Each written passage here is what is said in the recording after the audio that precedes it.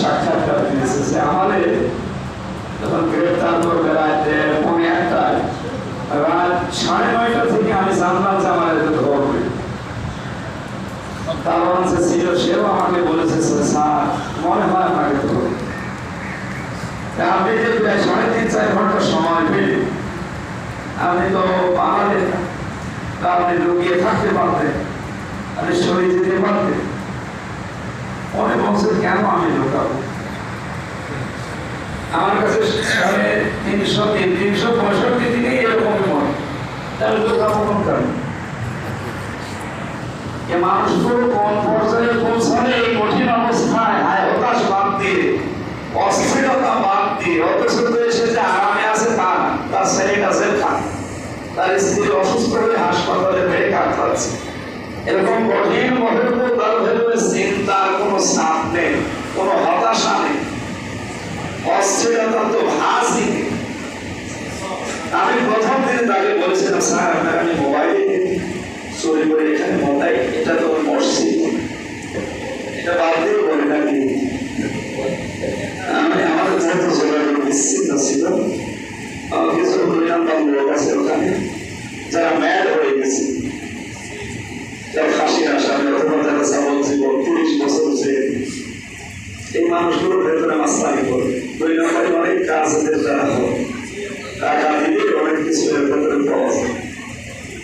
ওনাদের মাধ্যমে যদি একটা 3 বছরের সিস্টেম একটা করে ফেলেছি, ওনারে আমি ওনার প্রথম সাইড দিই, আমি বললাম যে এখন তো মানুষের হতাশা থাকার কথা না। আমি তো বললাম জানার পরে কার না ছাড়া আমার ভাষা ছিল, আমি কিছু জানি না বুঝি না, তাদেরকে এসে ধরে দিয়েছি।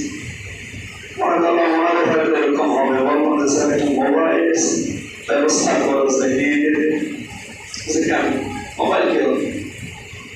আমি কার সাথে কথা বলবো, কার সাথে? আপনার স্ত্রী আছে, আপনার ছেলেটার পাশে আছে, আমরা আছি সৈকতের পাশে 1 মিনিট পর। বলছে কেন, কি দরকার আমার? আমি যাদেরকে লিখে এসেছি বাইরে ভেতরে সব আমার আল্লাহ দেখছে। আমি ওই সময় ভেবেছিলাম এটা সাধারণ আলেম না, কোন পর্যায়ে গেলে কথা বলা যায়। আমি একটু শুনি কিছু মনে হচ্ছে না, আমি যদি এরকম জায়গায় পড়তেন তখন বুঝতে খেলা। এই জন্য আমি এই কাজে কথা বলে বোঝাচ্ছিলাম যে ফেরেশতারা ওই সময় যদি কানের কাছে এসে কিছু না বলে তাহলে ওই পর্যায়ে পৌঁছানো সম্ভব না। এজন্য সেই মানুষগুলো এই নিয়ত করে 24 ঘন্টা পার করে যে আমার মরা লাগবে, এদের ভেতর থেকে হতাশা, অস্থিরতা আমাদের ভেতরে বদ্ধমূল করে দেয়। দুই নম্বরে ছিল হায়াত। হায়াত কি?